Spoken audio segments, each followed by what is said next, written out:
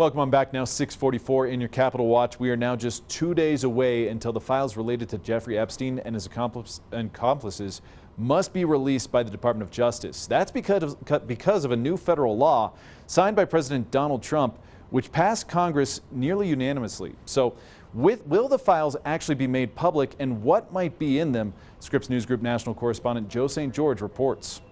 What will the Department of Justice do? A new federal law says that all Epstein-related files must be released by this Friday, but the law also allows for some exceptions. So will this week produce any new news or not?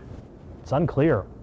President Donald Trump signed the Epstein Files Transparency Act into law on November 19th. That started a 30-day clock for the Department of Justice to release the files. The deadline for release is this Friday.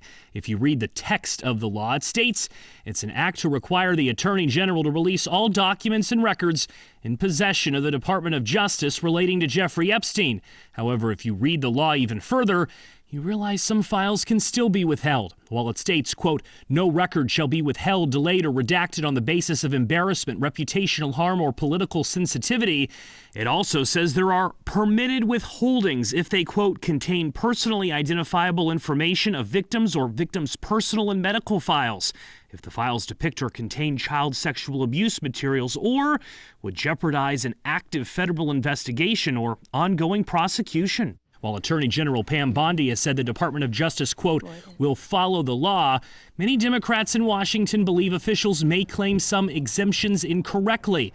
On Tuesday, Democrats threatened to hold the Trump administration accountable. If they abuse narrow exemptions to hide the truth, we will know.